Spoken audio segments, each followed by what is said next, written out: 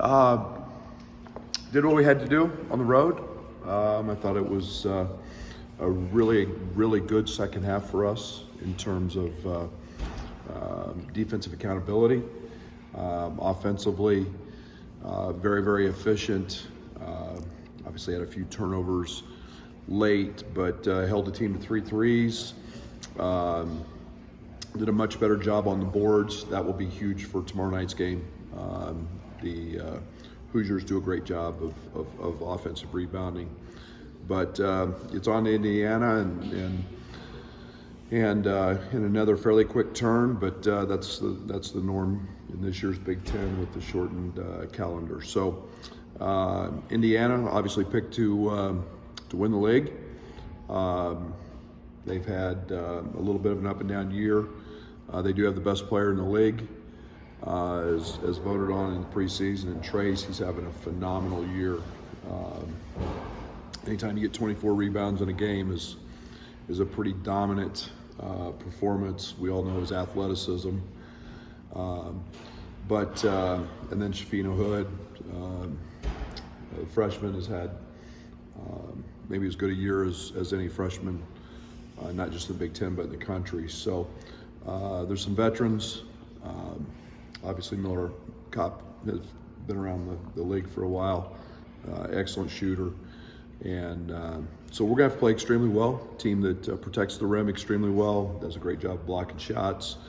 And a team that anytime you've got Trace on it in the post can cause you some problems. So we'll have to be dialed in. We'll have to keep them off the glass, keep them out of transition, and should be another tough Big Ten game. What do you feel like in his toolbox, especially as a freshman, has allowed Ty to kind of be a defensive specialist for you, even at such a young age? He's tough.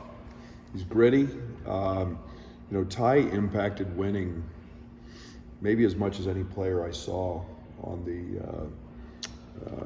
circuit coming in, and he did it. Led his team to the championship at Peach Jam. He's guarding some of the best players in the country, and he took great pride in that. You look at what he did with USA Basketball. He was invaluable in his role on that team, and offensively, he's a very good passer. He's got great instincts. He's not afraid to stick his nose in there. He's tough. And you look at the other 9 in Minnesota, he's guarding their point guard. And then he's guarding Dawson. And so that versatility at 6'6", 6'7", with that wingspan, that strength, he still continues to grow in understanding what teams are doing. He's growing a lot in that point of view. But again, he's ultra competitive and he's really tough. Coach, how do you like your bench matched up against their bench? It seems like with their injuries, that's a key for your team. Yeah, I haven't looked at it that way. I like our bench against anybody's. I think that it's one of the things that we've shown productivity. It doesn't always show in points. Jaden provides that, RJ provides that, but can be adding some defensive stopper mentality, some toughness, some grit. I like our bench. I think we've been very solid in that area. And then they score a lot of points in the paint. Do they feed the post, they drive the ball, or a combination of both? A lot. I had Trace, I'd throw him the ball too. And Trace is a very unselfish player. He's turned into an elite passer. You kind of pick your poison with him. Trace is, very capable of getting a rebound and bringing it in transition. And, and this is a team, again, that offensive rebounds. You get points in the paint when you offensive rebound. Geronimo, Renew, all those guys do a great job on the glass. So a lot of points in the paint, and it all starts with Trace. What's different about them without Race? Obviously Race is a good player, and he's older than dirt. He's a guy that's been around. He's played in a lot of games, and he's a guy that has worked really hard on his game. He was stepping out and making threes early in his career. You didn't have to guard him out there. That sets up a pretty good high-low tandem with him and Trace. But yeah, I mean, you lose a veteran and you lose that much experience and that many games, and it's a loss for him. What's the balance between trying to limit Trace Jackson Davis and not letting anybody else get going? We do what we do. We do what we do. You know, I think we've established that, you know, we're not going to be, you know, we're going to do what we do. I mean, obviously he's a good player. We're going to have some guys. He's going to score some points. You're not going to shut him out. And you've got to make things as difficult as you can, but you can't give him the easy ones. You can't give him the transition run out dunks. You can't give him the second chance points, and those are the things that you've got to try to eliminate the best you can. So, Trace, you mentioned with Stan. What kind of a test is this for Dane after the run he's had?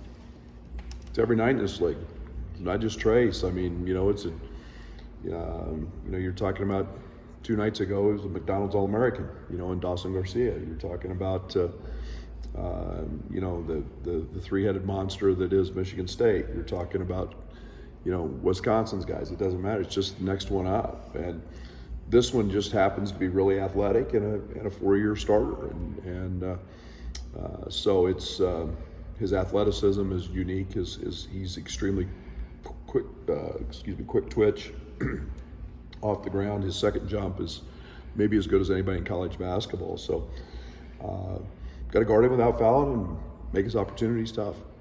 You mentioned the turnaround, and Michigan State was your time as I talked about the schedule and, you know, the rapid success. What do you think about just kind of how that's developed into so many games so frequently? Unavoidable. I mean, you're talking about the shortest calendar year we've had. You know, unless you're going to start taking away MTEs and playing games over Thanksgiving, or coming right back after Christmas and slamming games in there. It's just the way the calendar fell this year. I think we're 4 or 5 days shorter in total number of days to play the games. And you try to mix in a bye somewhere in there, and all of a sudden you get 6 games in whatever we have, 18 or I think tomorrow will be our 19th straight day. And so you start slamming those games in there, and it gets pretty challenging. And you know, I'm sure our guys love it. You know, they're not practicing, but it is pretty hectic. And now we've started school, and that was the time to do it when you didn't have classes. I know it's easier than ever to find film on people, but for the freshmen and the transfers, guys who opponents have never seen in Big Ten plays, they're almost a little bit of an advantage to, you know, first time going against an opposing team. The opponent doesn't know exactly what they look like, just knows on film what they look like, basically. Yeah, I think that's minimal. You know, I think that,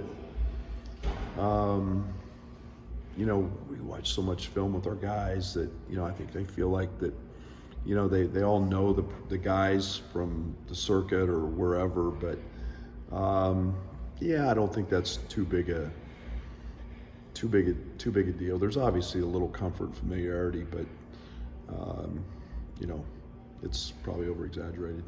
Chester hasn't been afraid to speak out about what this Indiana rivalry means to him. What have you kind of sensed from the fan bases about what this game means, Brett? Well, Chester's got the unique advantage of playing in it. And, you know, but I think it's 2 great programs. It's 2 historic programs. And, you know, I know as a kid, I always used to watch Lou and Bobby go at it, and that was fun. And it was to have history like that and tradition. Both our fan bases are extremely passionate. They're great. And to me, this is what makes college basketball fun. For the new guys, young or transfers, does it need to be passed on to them, the importance of this rivalry, at least to the fan base, or is it better they don't know? No, I think it's for them. You try to keep it just another game, but they know our fans. You know, you're not keeping players, you know, kids today off social media, so you know they pick up on that, and you know they know Indiana was picked ahead of them, and they know Indiana's good, and you know, but it's one of those 20 nights we got to go play and perform and try to be better on that night. You mentioned those preseason predictions, I guess, twice. Like, how much do you, I mean, you say you don't care, but like obviously to some degree they know, like how much do you kind of balance feeding into that? Yeah, it's the first time I brought it up all year because they were picked to win the league.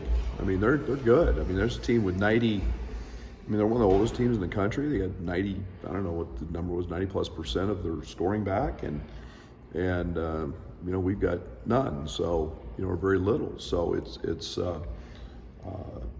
they were picked one for a reason, and you know, we don't beat our guys up with it, but you know, it's something that it's the respect that everybody knows where they were picked.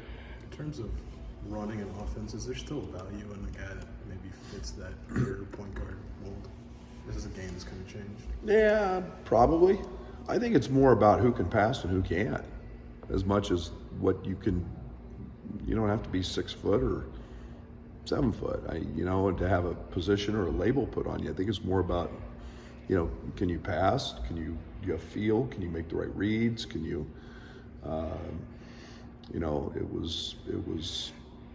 it's advantageous to have guys who can pass, and you know, if they can handle the ball and do those things, then I guess you call them a point guard. But I think there's an advantage. I don't think there's a bit disadvantage. I don't know. I think you're a good player or you're not. I mean, you've got a lot of guys that can take a defensive rebound, push it themselves, initiate the offense. You see that trickling down more in Yeah. college basketball? Oh, it's an NBA thing. I think there's no doubt. I think there's a huge advantage to that. I mean, we've tried to do that here the last 3 or 4 years. Is you know, don't outlet it. Get guys that can push, and yet it looks good pushing it, but the end result has to be a great decision, and not everybody can make those decisions. And that's where we've got to continue to grow. But I think in the overall thing, you know, you look at Trace and you know what he does, and you look at different guys around the league, and it's becoming more positionless, but it's also becoming you know, the trickle-down effect from what they see at the next level as well. Seems like defending Trace without fouling him is a key. How do you approach that? Put multiple guys on him? Or? Sure, we'll have. I mean, won't just be one guy guarding him. You know, you've got to guard him without fouling. It's one of the disappointing things we did in the last game. I think we had 6 slaps, 6 reaches, just totally uncalled for, and we've got to get out of that habit. It's a bad one. Fouls are defensive mistakes, and we want to make teams. We had 3 where we were in the circle in the arc, and we didn't jump. You know, we just stuck a hip and you can't make those plays, and got to make teams and make players put the ball in the basket and without fouling. So, yeah, we got to keep from fouling Trace. That's for sure. Fair to compare Ty's role and what you're asking him to do with what you asked Demonte to do? Is that fair, or are you asking him to do different things? Very similar in the fact that they can play a lot of positions. Ty's bigger, Right. you know, and DeMonte grew into really that role. He was a little different as a freshman because he wasn't 220, 225 pounds like Ty, and that strong. DeMonte became a guy who could bench press the building and squat the building. He had great strength in his lower half, but you know, he's probably ahead of DeMonte at this time because of just size and strength. But yeah, a lot of the same concepts. James been able to take care of the ball pretty well in the past few games. How important has it been for your kind of freshman lead guard to be able to kind of get the offense moving? Yeah, that's maturity and growth and understanding, and we've got a Jaden's starting to come in the office and ask questions and talk more, and what do you think about this, and what's your thoughts here, and man, and when you start doing that, you start getting comfortable. So you start understanding where people are at, and you stop making those little unforced turnovers, and I don't ever want him to be cautious playing. I want him to be aggressive and know that, you know, you're going to live with 1 or 2, but yeah, he's really starting to have a great understanding. What are the biggest factors from this 3-game win streak that you're looking to take into the game against Indiana? You know, we got to keep guarding. Defense wins, and you know, we've done a lot of things better. We haven't turned the ball over as much. We've been very selective in terms of picking our spots in transition. I think that's been that's been a help, but I think we've started stacking longer periods of good play together, and that's what we want to keep seeing. So we haven't had the drops when we've gone to our bench or we've subbed this guy out or that guy out. We've had foul trouble. Whatever the case may be, we've avoided those, and that's been a big piece to helping us continue to grow. Thank you.